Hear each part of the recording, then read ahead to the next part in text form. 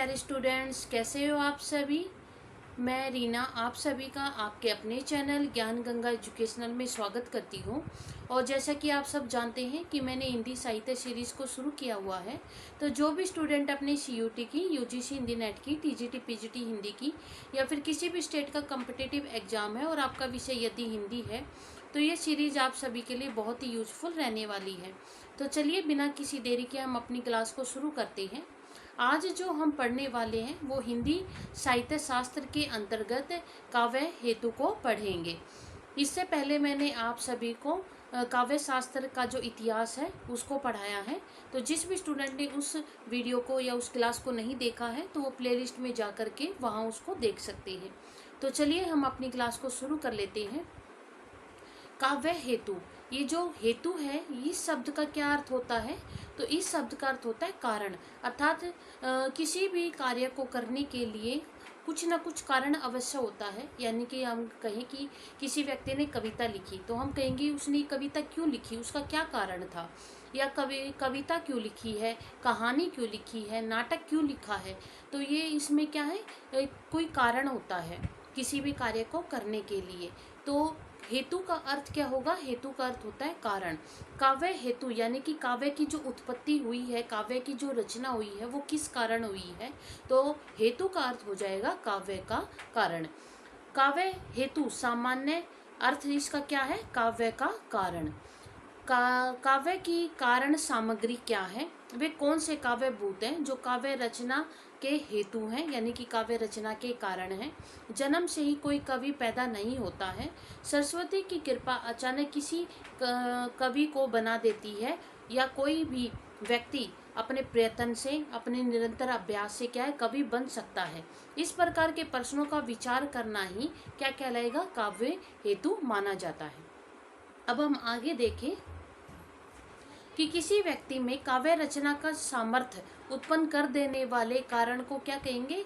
वो काव्य हेतु कहलाएगा। यानी कि किसी व्यक्ति में जब वो रचना करने के काबिल हो जाता है, उसमें सामर्थ्य आ जाता है, उसमें क्षमता जब उसकी उत्पन्न हो जाती है, तो वो क्षमता किस चीज़ से उत्पन्न हुई है, उसका क्या कारण था, किस वजह से उसमें काव्य रचना करने की क्षमता आई है, तो वो क्या कहलाएगा? काव्य हेतु कहलाएगा। बाबू गुलाब राय के अनुसार हेतु से अभिप्राय उन साधनों से है जो कवि की काव्य रचना में क्या होते हैं? सहायक होते हैं। क्या होते हैं? सहायक होते हैं। यानी कि बाबू गुलाब राय ने हेतु से अभिप्राय उन साधनों को माना है जिसके कारण या जिनके द्वारा या जिनके माध्यम से कोई व्यक्ति अपनी काव्य रचना करता है। काव्य हेतुओं का सर्वप्रथम जो वर्णन है वो किस में मिलता है? अग्नि पुराण में हमें देखने को मिलता है। और प्रतिभा, वेद ज्ञान तथा लोक व्यवहार को काव्य हेतु माना गया है।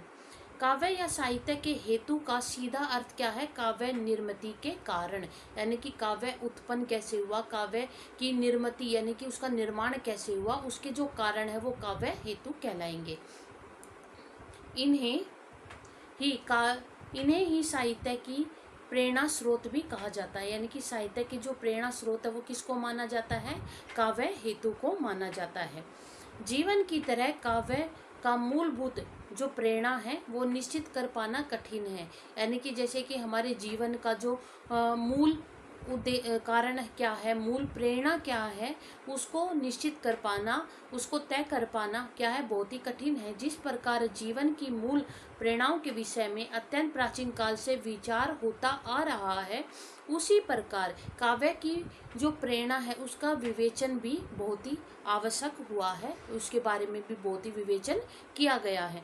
इस विषय में एक मत की संभावना नहीं हो सकती। यानी कि एक प्रकार का जो हमें मत है वो प्राप्त नहीं हो सकता। क्यों नहीं हो सकता? क्योंकि प्रेरणा की दृष्टि से स्वयं कवियों के दृष्टिकोण में बहुत अंतर दिखाई देता है। हर कवि का, हर आचार्य का जो देखने का नजरिया है, जो दृष्टिकोण है वो क्या है? अलग अलग है प्रेरणा को लेकर के, इसलिए हमें एक मत प्राप्त नहीं होता है। संस्कृत काव्य शास्त्र में मुख्यतः 3 काव्य हेतु माने गए हैं। वो कौन कौन से हैं? प्रतिभा यानी कि शक्ति, व्युत्पत्ति और अभ्यास। ये प्रतिभा, व्युत्पत्ति और अभ्यास, इन तीन को जो है प्रमुख काव्य हेतु माना गया है। किसके अंतर्गत? संस्कृत काव्य शास्त्र के अंतर्गत। काव्य हेतु पर आचार्यों के मत, यानी कि काव्य हेतु को लेकर के आचार्यों के जो अलग अलग मत रही है, तो चलिए हम उनको जान लेते हैं। जैसे कि आचार्य जो भामा है, उनके अनुसार क्या मत रहा है काव्य हेतु को लेकर के। भामा ने अपनी ग्रंथ उसका क्या नाम है? उसका नाम है काव्य अलंकार, यानी कि काव्य अलंकार किसके द्वारा रचित है? आचार्य भामा के द्वारा। इसको याद रखेंगे कि काव्य अलंकार ग्रंथ किसका है? वो भामा का है। इन्होंने लिखा है कि गुरु के उपदेश से जड़ बुद्धि यानी कि जो मंद बुद्धि होते हैं, जिनमें बुद्धि कम होती है, ऐसे बालकों में, यानी कि ऐसे व्यक्ति जिनके अंदर सोचने विचारने की जो क्षमता कम होती है, जिसमें बुद्धि कम होती है, उसको जड़ बुद्धि कहा जाता है। वे भी शास्त्र अध्ययन में योग्यता प्राप्त कर लेते हैं, परंतु काव्य तो केवल प्रतिभाशाली जो व्यक्ति होंगे वही काव्य की रचना कर सकता है। ये किसने माना है? ये आचार्य भामा ने माना है। अब हम आगे देखें तो गुरु उपदेशाद दध्यन्तु शास्त्राम जड़ धियोपयलम काव्यम तु जायते जातु कस्यचित् प्रतिभावतः। अर्थात जो भामा है वो प्रतिभा को काव्य का मुख्य जो हेतु है वो स्वीकार करते हैं, क्योंकि प्रतिभा के बगैर काव्य की जो रचना है वो संभव नहीं है।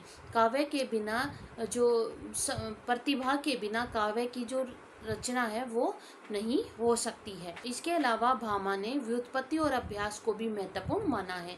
इनका मानना है कि प्रतिभा तो मुख्य है ही, साथ में व्युत्पत्ति और अभ्यास भी जरूरी है। अब हम अपने अगले आचार्य को देख लेते हैं। तो अगले आचार्य हैं आचार्य दंडी। इन्होंने काव्य हेतु को लेकर के क्या मत रखे हैं, तो उनको भी हम जान लेते हैं। आचार्य दंडी ने अपने ग्रंथ, इनके ग्रंथ का क्या नाम है? काव्यदर्श।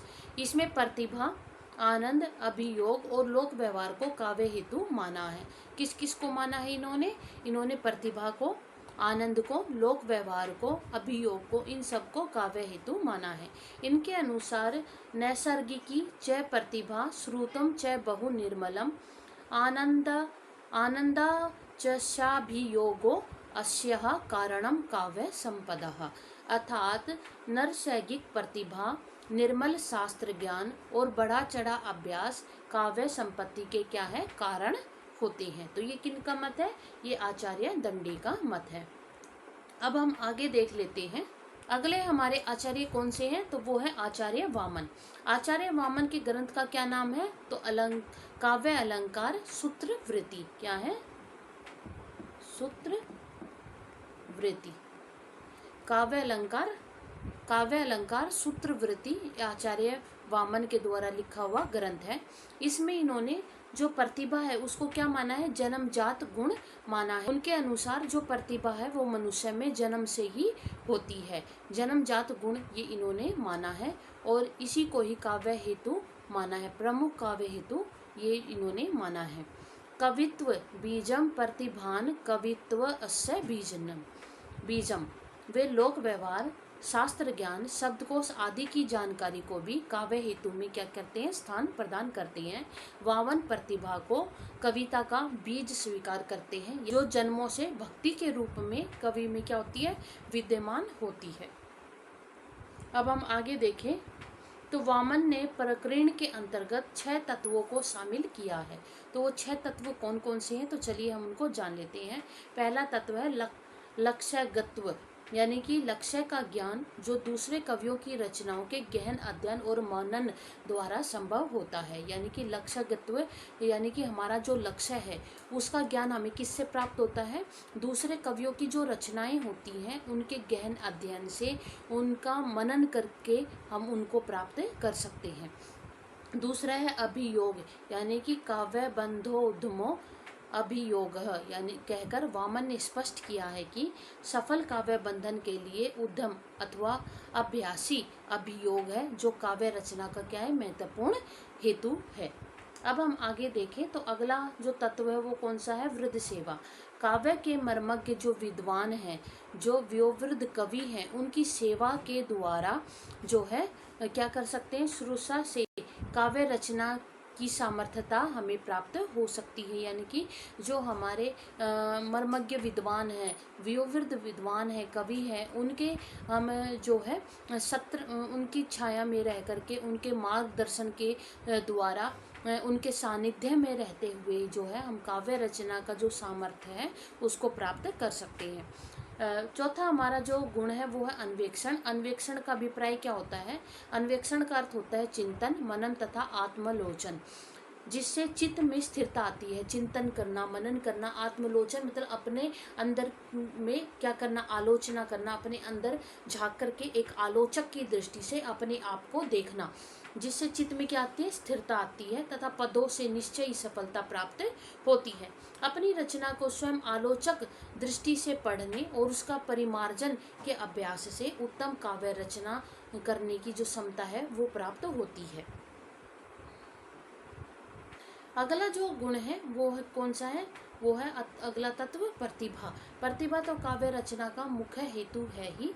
जो प्रतिभा होती है वो जन्म जन्मांतरों क्या है, संस्कारों के द्वारा प्राप्त और ईश्वर से प्रदत्त होती है। अवधान, अवधान का अभिप्राय क्या होता है, मन की एकाग्रता। मन की एकाग्रता को क्या कहेंगे, अवधान। अन्य बातों की ओर से मन को हटाकर काव्य वस्तु में मन को एकाग्र कर देना बहुत ही जरूरी है।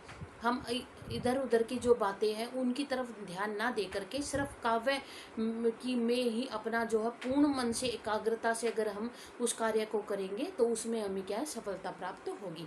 इस प्रकार वामन ने उत्तम काव्य के लिए उपयुक्त काव्य हेतुओं का योग जो है वो जरूरी माना है कि यानी कि इन 6 तत्वों के माध्यम से हम उत्तम काव्य रचना कर सकते हैं। ये काव्य हेतु के प्रमुख तत्व हैं। अब अगले हमारे जो आचार्य है वो कौन है, आचार्य रुद्रट। आचार्य रुद्रट ने प्रतिभा, व्युत्पत्ति यानी कि ज्ञान शास्त्र और अभ्यास को काव्य हेतु स्वीकार किया है। इसने किसको, प्रतिभा को, व्युत्पत्ति यानी कि शास्त्र ज्ञान को और अभ्यास को, इन तीनों को काव्य हेतु माना है। आचार्य रुद्रट प्रतिभा के 2 भेद मानते हैं। कौन कौन सी, सहजा उत्पाद्या, यानी कि सहजा प्रतिभा कौन सी होती है, जो कवियों में जन्मजात होती है और वही काव्य निर्माण का मूल हेतु है। और दूसरी है उत्पाद्य प्रतिभा, लोक शास्त्र और अभ्यास से ये उत्पन्न होती है, यानी कि जागृत होती है और यह सहजा प्रतिभा को संस्कारित करती है। अब हम आगे देखें, अगले जो हमारे आचार्य है वो है आचार्य मम्मट। आचार्य मम्मट के ग्रंथ का क्या नाम है, काव्य प्रकाश। और इसमें काव्य हेतु के बारे में क्या लिखा गया है, शक्तिर निपुणता लोक शास्त्र काव्योवध्यक्षणात् काव्यज्ञा शिक्षायाभ्यासः इति हेतु सत दुद्भवे। अर्थात काव्य के 3 हेतु हैं। कौन कौन से, भक्ति, निपुणता और अभ्यास। वे कहते हैं कि भक्ति कवित्व बीज रूप, यानी कि भक्ति जो है वो क्या है, काव्य का बीज संस्कार है, जिसके अभाव में काव्य रचना नहीं हो सकती, जिसे अन्य आचार्य प्रतिभा कहते हैं। उसी को मम्मट ने क्या कहा है, उसी को मम्मट ने भक्ति कहा है।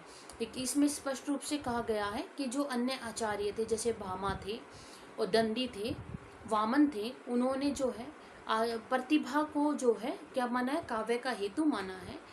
उसी को ही जो मम्मट ने भी काव्य हेतु माना है, लेकिन उन्होंने प्रतिभा ना कहकर उसको क्या कहा है, भक्ति कहा है। अब हम आगे देखें, अगले जो हमारे आचार्य है वो है केशव मिश्र। उन्होंने कहा है कि प्रतिभा कारण तस्या व्युत्पत्ति भूषणम, अर्थात प्रतिभा काव्य का क्या है, लक्षण है, और व्युत्पत्ति उसे क्या करते हैं, विभूषित करती है, उसको अलंकृत करती है, उसको संवारती सजाती है।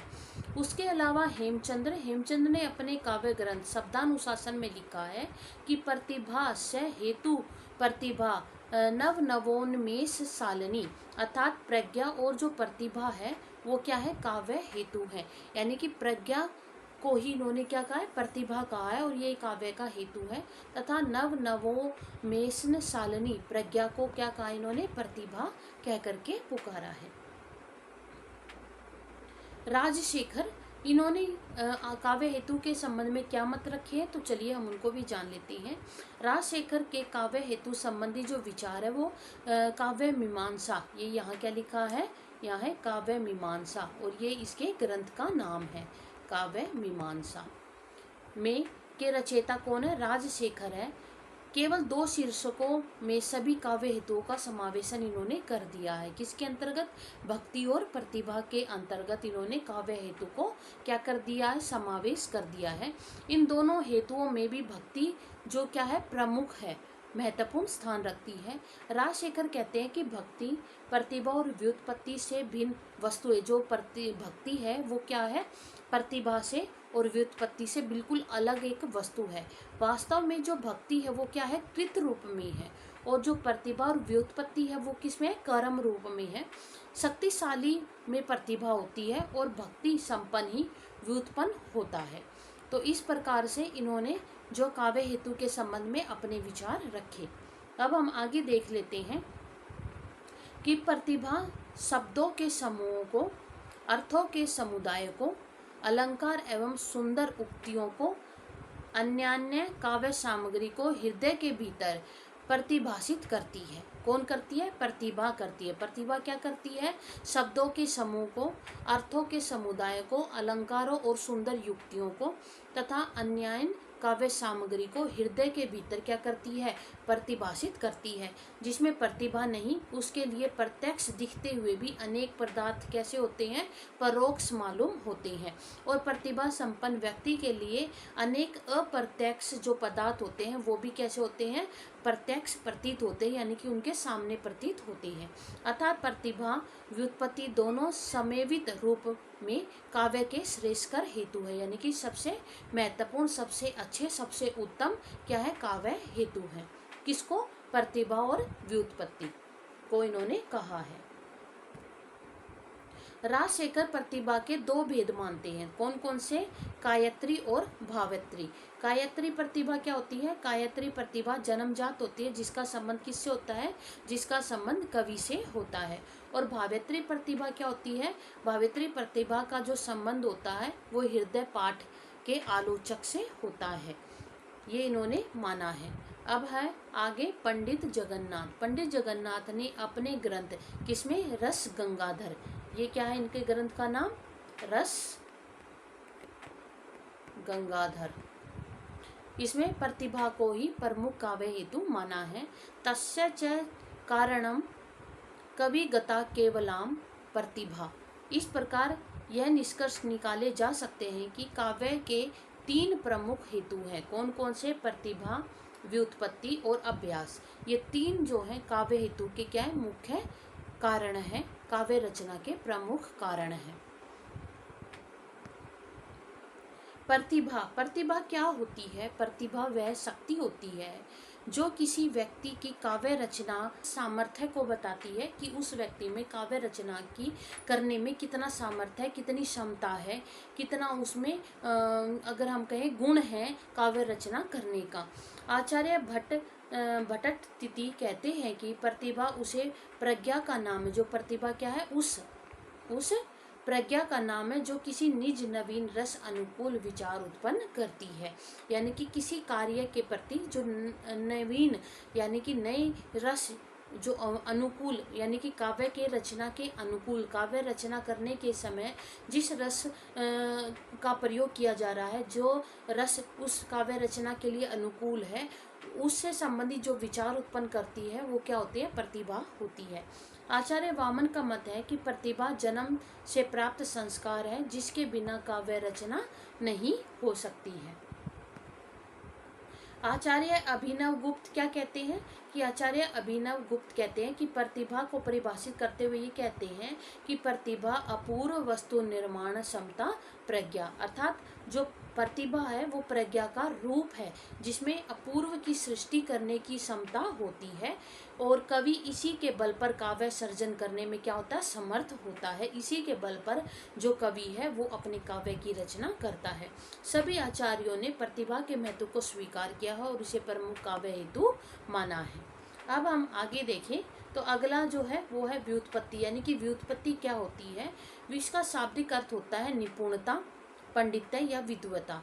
ज्ञान की उपलब्धि को भी हम क्या कहेंगे, व्युत्पत्ति कहा जाता है।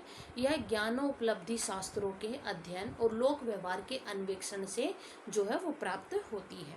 आचार्य रुद्रट कहते हैं कि छंद, व्याकरण, काव्य, पद पदार्थ के उचित अनुचित का जो समन्वय ज्ञान होता है वो क्या कहलाता है, वो व्युत्पत्ति कहलाता है। इसी प्रकार आचार्य मम्मट भी व्युत्पत्ति को परिभाषित कर रहे हैं। वे कह रहे हैं कि व्युत्पत्ति को क्या कहते हैं, निपुणता कहती हैं, और यह निपुणता चराचर जगत के निरीक्षण और काव्य आदि के अध्ययन से क्या होती है, प्राप्त होती है।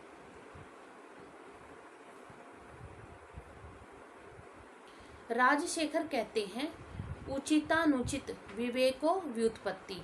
व्युत्पत्ति है अर्थात उचित अनुचित का जो विवेक है, अच्छा या बुरा जो है वो उसके विवेक को, उस ज्ञान को क्या कहेंगे, व्युत्पत्ति कहेंगे।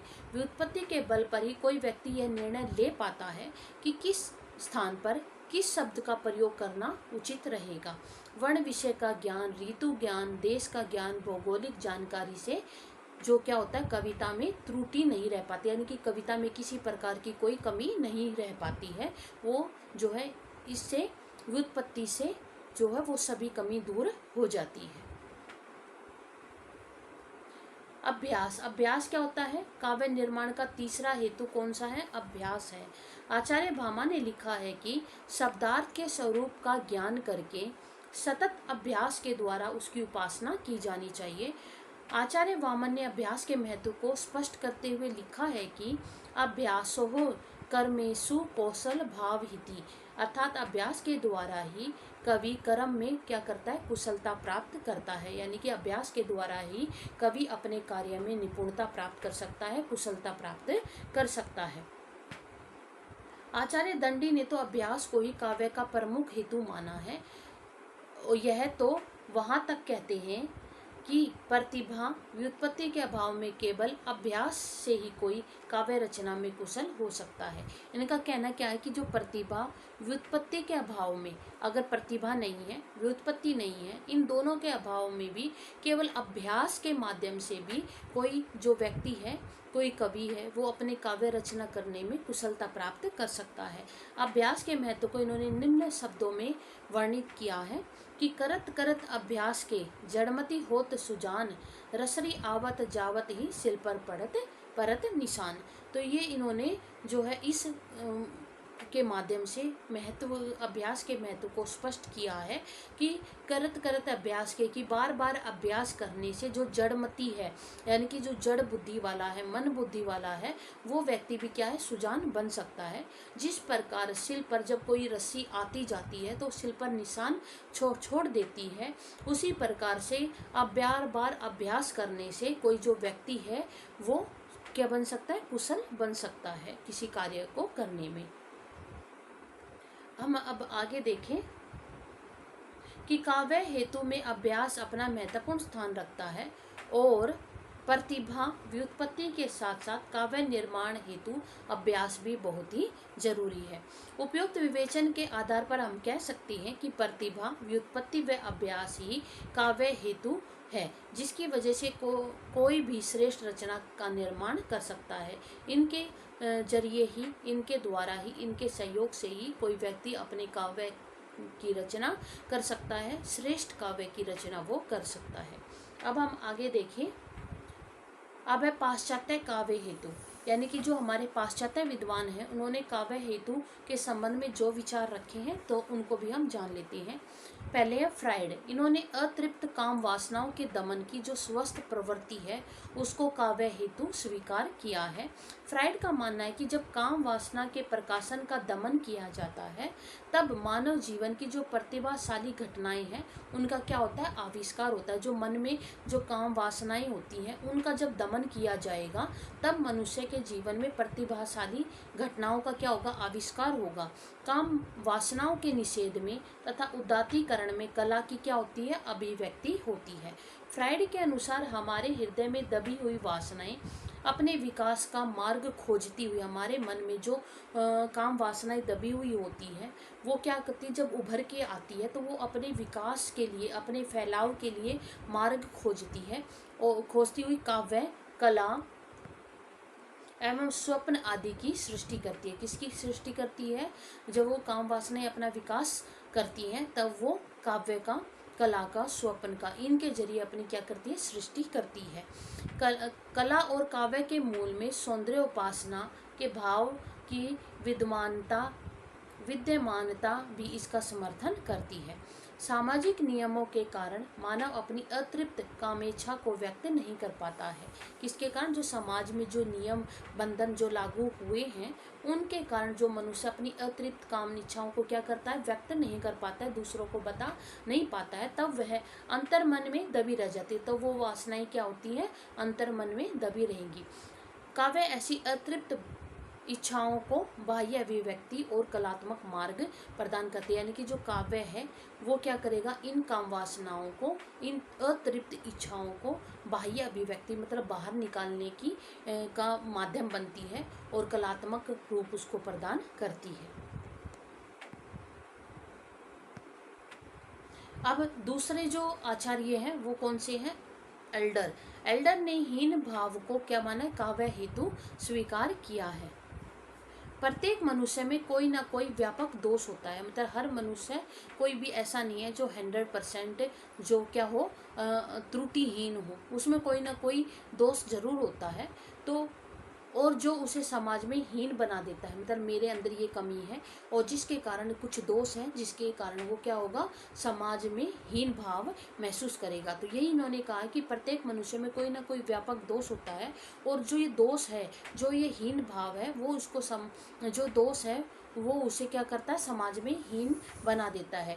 इस हीनता की ग्रंथि से उसका मन इतना उलझा रहता है, मतलब अपने आप में हीन भावना में इतना उलझा रहेगा, इतना ग्रस्त रहेगा कि वह हमेशा उसे दबाकर अपने ऊपर आवरण डालकर उस दोष के विरुद्ध श्रेष्ठ कार्य द्वारा अपने व्यक्तित्व को उज्जवल बनाना चाहता है। कहने का इसमें क्या तात्पर्य है कि मनुष्य के अंदर कोई ना कोई दोष होता है और जब उस दोष के कारण वो क्या करता है? अपने आप में हीन महसूस करने लगता है और उस हीन भावना को दबाने की पूरी कोशिश करता है। और जब वो हीन भावना को दबाता है तो उसके ऊपर क्या करता है? उसके ऊपर एक आवरण डाल करके उस दोष के विरुद्ध, यानी कि वो दोष जो मेरे अंदर है वो किसी को ना दिखाई दे, इसलिए उस दोष के विरुद्ध में वो क्या करेगा? श्रेष्ठ कार्य करेगा कि लोगों का ध्यान उस श्रेष्ठ कार्य की तरफ जाए, ना कि हीन भावना की तरफ, ना कि उसके अंदर जो दोष है उसकी तरफ उसका ध्यान जाए।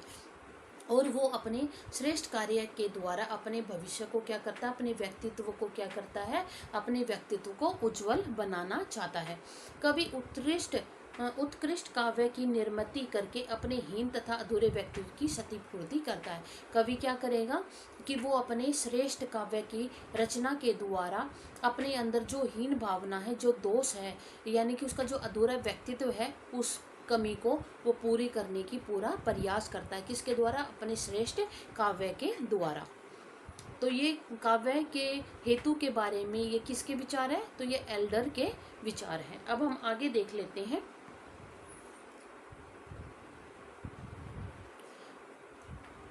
अगले जो आचार्य है वो कौन है? युंग ने जीवन इच्छा को काव्य हेतु स्वीकार किया है। इन्होंने मनोविज्ञान की दृष्टि से मनुष्य को दो भागों में विभक्त किया है। किसके में?